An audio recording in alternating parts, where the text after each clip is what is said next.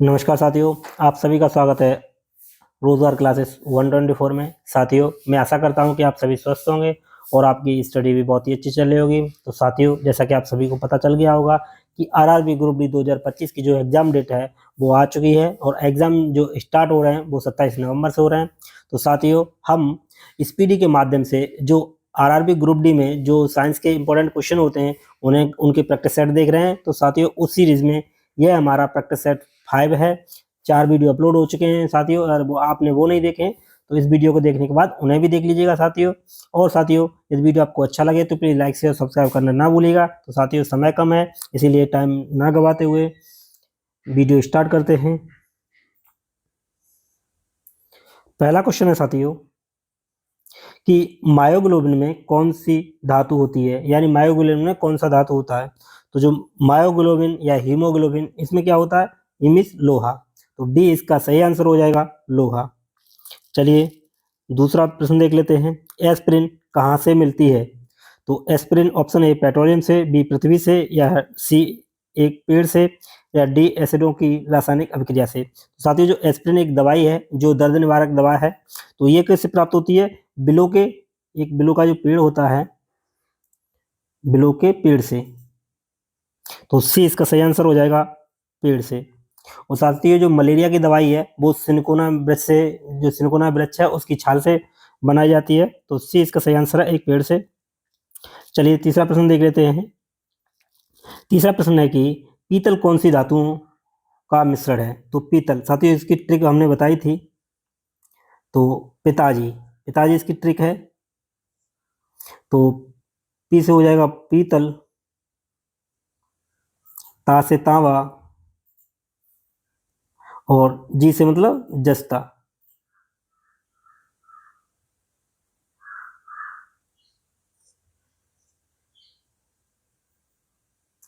तो डी इसका सही आंसर हो जाएगा, ताबा और जस्ता।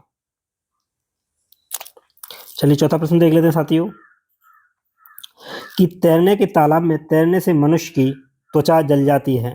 तो जो तालाब में किस कारण से मनुष्य की त्वचा जल जाती है। तो साथियों, जिस तालाब में क्लोरीन की मात्रा अधिक होती है उसके कारण जो मनुष्य की त्वचा है वो जल जाती है। सी इसका सही आंसर होगा। चलिए साथियों, नेक्स्ट प्रश्न देख लेते हैं। नेक्स्ट प्रश्न है साथियों, कंप्यूटर हेतु आवश्यक आईसी चिप सामान्यतः होते हैं।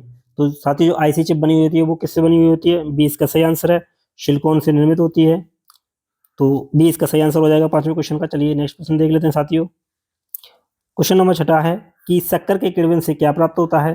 तो शक्कर के जो किण्वन से प्राप्त होता है वो होता है, ऑप्शन ए इसका सही आंसर हो जाएगा, इथाइल एल्कोहल।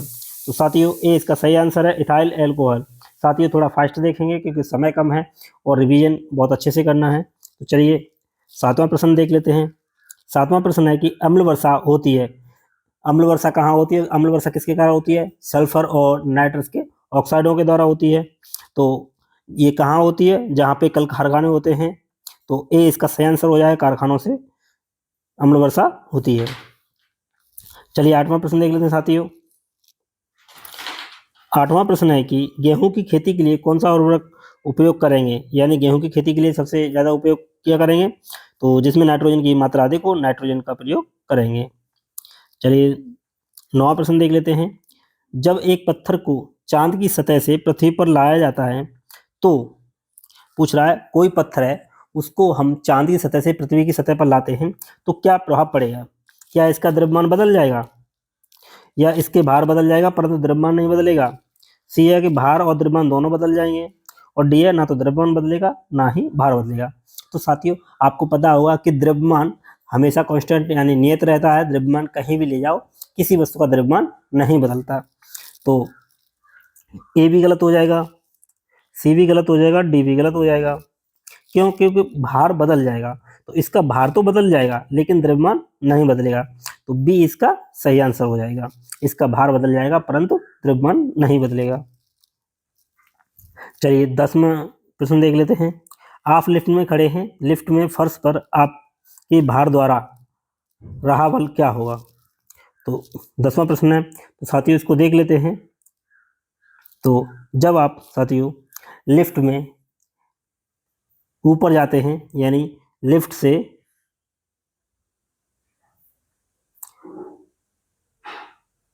ऊपर की ओर जाते हैं तो भार बढ़ा हुआ प्रतीत होता है, और लिफ्ट में नीचे आते हैं तो भार घटता हुआ प्रतीत होता है, और लिफ्ट में अचानक डोरी टूट जाए तो जो व्यक्ति है वो अपना भार शून्य महसूस करता है। तो ऑप्शन है कि लिफ्ट में 9.8 मीटर से तुरंत से ऊपर जाते समय शून्य होगा, शून्य नहीं साथियों बढ़ जाएगा। चलिए अगला ऑप्शन देख लेते हैं कि लिफ्ट में 9.8 मीटर त्वरण से नीचे आते समय शून्य हो जाएगा, और लिफ्ट में 9.8 मीटर त्वरण से किसी भी दिशा में जाते समय शून्य होगा, और लिफ्ट की त्वरण की दर बदलने से प्रभावित नहीं होगा। तो साथियों बी इसका सही आंसर हो जाएगा। जब 9.8 मीटर से नीचे आएगा तो आते समय उसका भार जो है शून्य हो जाएगा, जो बल है उसका शून्य हो जाएगा। चलिए 11वां प्रश्न देख लेते हैं साथियों। आमतौर पर सुरक्षा फ्यूज लगाने के लिए प्रयोग होने वाला तार किस पदार्थ का बना होता है? तो साथियों जो फ्यूज का जो तार बना हुआ होता है वो होता है सीसा और टिन का। तो सीसा और टिन का एक मिश्र धातु होती है, उसका बना हुआ होता है फ्यूज तार। तो डी इसका सही आंसर है। चलिए 12वां प्रश्न देख लेते हैं। पीतल के बर्तनों को कलाई करते समय गर्म बर्तन की सफाई के लिए प्रयोग किए जाने वाले अमोनियम क्लोराइड चूड़ से निकलने वाला धुआं है। तो साथियों अमोनियम क्लोराइड से अमोनिया निकलेगी, या कार्बन मोनोऑक्साइड, या क्लोरिक एसिड का हाइड्रो, या डी हो जाएगा अमोनियम और हाइड्रोक्लोरिक एसिड। तो साथियों जो अमोनियम क्लोराइड के चूड़ से जो निकलेगा वो निकलेगा अमोनियम और हाइड्रोक्लोरिक एसिड। तो डी इसका सही आंसर हो जाएगा। क्वेश्चन को फिर देख लेते हैं। पीतल के बर्तनों को कलाई करते समय गर्म बर्तन की सफाई के लिए प्रयोग किए जाने वाले अमोनियम क्लोराइड के चूड़ को निकलने वाला धुआं। तो धुआं क्या होगा? धुआं में क्या होगा? अमोनिया और हाइड्रोक्लोरिक एसिड, ये इनसे निकलेगा धुएं से। चलिए नेक्स्ट प्रश्न 13वां प्रश्न देख लेते हैं। जस्ते के एक आयतन भाग घनत्व 7100 किलोग्राम प्रति मीटर क्यूब को दो आयतन भाग तावा घनत्व 8900 मतलब 8900 किलोग्राम प्रति मीटर क्यूब से मिलाने पर पीतल बनता है। पीतल का घनत्व क्या है? तो साथियों जस्ते का एक भाग लेना है जिसका घनत्व 7100 है, और दो भाग किसका लेना है? तांबा का। तो उसका घनत्व पूछा है। तो साथियों एक भाग किसका लेना है? 7100, और 89, इसके कितने भाग लेने हैं? दो लेने हैं। 8900 इंटू 2, तो ये हो जाएगा 178, और टोटल कितना हो जाएगा? 100।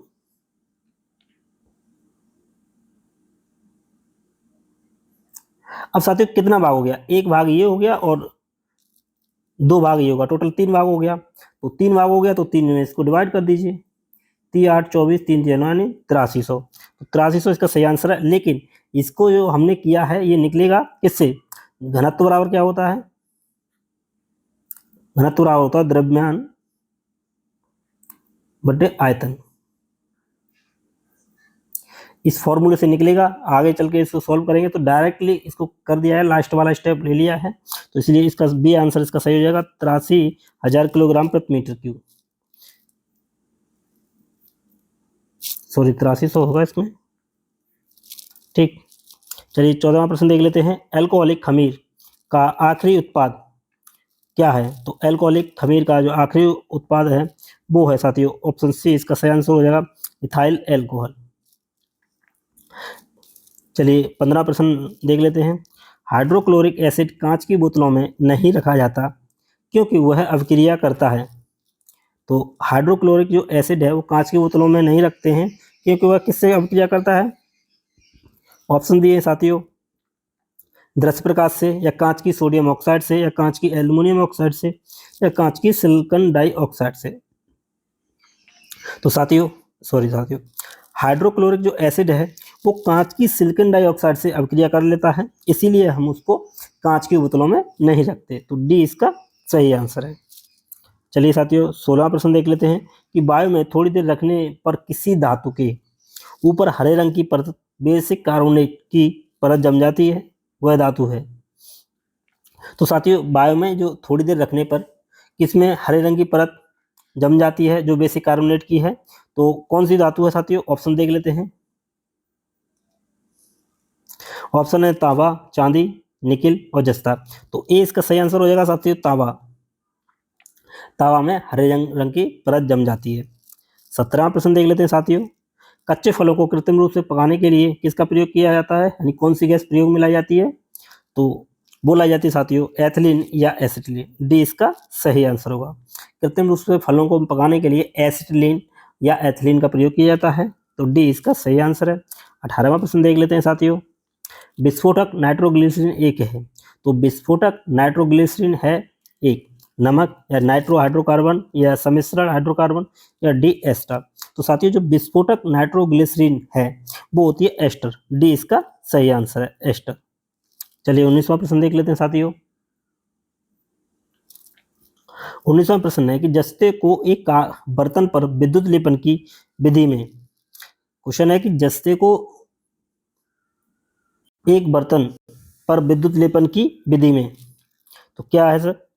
तो ए बर्तन को ऋण ध्रुव बनाया जाता है, शुद्ध जस्ते को धन ध्रुव बनाया जाता है, और सी है बर्तन को ऋण ध्रुव और शुद्ध जस्ते को धन ध्रुव बनाया जाता है, और डी है बर्तन को धन ध्रुव और जस्ते को ऋण ध्रुव बनाया जाता है। तो सी इसका सही साथियों सही आंसर हो जाएगा। जो बर्तन है उसको तो ऋण ध्रुव बनाते हैं और जो शुद्ध जस्ता है उसको धन ध्रुव बनाते हैं। तो शुद्ध जस्ते को तो धन ध्रुव बना देंगे और बर्तन को ऋण ध्रुव, तो सी इसका सही आंसर होगा। चलिए नेक्स्ट प्रश्न देख लेते हैं साथियों। इंपॉर्टेंट क्वेश्चन है कि वायु में कौन सी नोबल गैस नहीं होती है। तो नोबल गैस कौन कौन सी होती हैं? Helium, neon, argon, krypton, xenon और रेडॉन, ये नोबल गैस होती हैं। तो साथियों पूछा है कि वायु में कौन कौन सी गैस नहीं होती है। तो साथियों सॉरी, जो रेडॉन गैस होती है वो वायु में स्थित नहीं होती है, यह एक रेडियोधर्मी गैस है, रेडियोधर्मी से उत्पन्न होती है। तो डी इसका सही आंसर हो जाएगा रेडॉन। हीलियम भी वायु में शुद्ध, आर्गन भी और नियोन भी, और साथियों क्रिप्टॉन है, जिनोन है। साथियों जिनोन को हम स्ट्रेंजर गैस भी बोलते हैं। ये क्वेश्चन पूछा जाता है कि स्ट्रेंजर गैस कौन सी है, तो वो है जिनोन। तो इस क्वेश्चन का आंसर डी हो जाएगा रेडॉन। चलिए 21वां प्रश्न देख लेते हैं कि शुष्क बर्फ क्या होता है। तो शुष्क बर्फ आप सभी को पता है साथियों कि शुष्क बर्फ जो होता है वो होता है ठोस कार्बन डाइऑक्साइड, यानी बी इसका सही आंसर हो जाएगा। ठोस कार्बन डाइऑक्साइड उसे हम शुष्क बर्फ बोलते हैं। 22वां प्रश्न देख लेते हैं। 22वां प्रश्न है साथियों, निम्नलिखित में से कौन सा विटामिन खून के जमने पर आवश्यक है। तो साथियों क्वेश्चन पूछ रहा है कि खून के जमने के लिए कौन से विटामिन की आवश्यकता होती है। तो साथियों आप सभी को पता है कि विटामिन डी की जो है आवश्यकता होती है खून जमने के लिए। तो विटामिन इसका सही आंसर हो जाएगा डी विटामिन के, सॉरी सर विटामिन के है ना। के का जो रासायनिक नाम है वो क्या है? फ्लुकिनोन।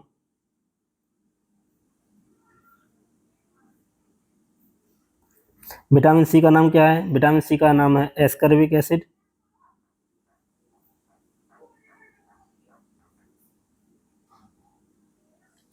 विटामिन ए का नाम रेटिनॉल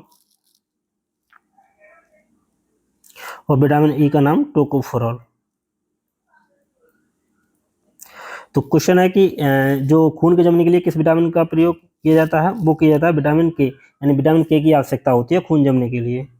तो डी इसका सही आंसर है। 23वां प्रश्न देख लेते हैं। क्वेश्चन नंबर 23 है कि निम्नलिखित में से कौन सा हार्मोन है। क्वेश्चन पूछ रहा है जो ऑप्शन दिए हैं उनमें से कौन सा एक हार्मोन है। तो आरएनए, इन्वर्टेस, एस्कर्बिक एसिड या सी इंसुलिन। तो साथियों एस्कर्बिक जो एसिड होता है वो विटामिन सी का नाम है। इन्वर्टेस, इन्वर्टेस क्या होता है? जो टेबल शुगर। अब साथियों टेबल शुगर कैसे कहते हैं? जो गन्ने की शर्करा होती है उसको टेबल शुगर कहते हैं, यानी सुक्रोज। तो ये सुक्रोज को ग्लूकोज और फ्रक्टोज में तोड़ता है, यानी सुक्रोज को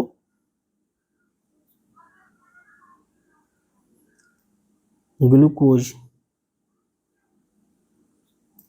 और फ्रक्टोज में तोड़ता है। तो यह एक एंजाइम है। और इंसुलिन, इंसुलिन साथियों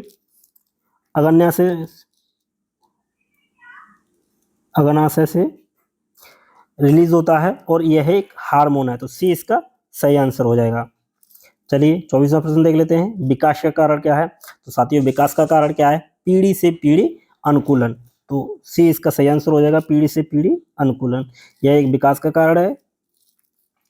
25वां और अंतिम प्रश्न है साथियों, क्लोरोफिल में कौन सी धातु का आयन होता है। तो क्लोरोफिल, तो क्लोरोफिल में कौन सी धातु होती है, तो वो होती है मैग्नीशियम।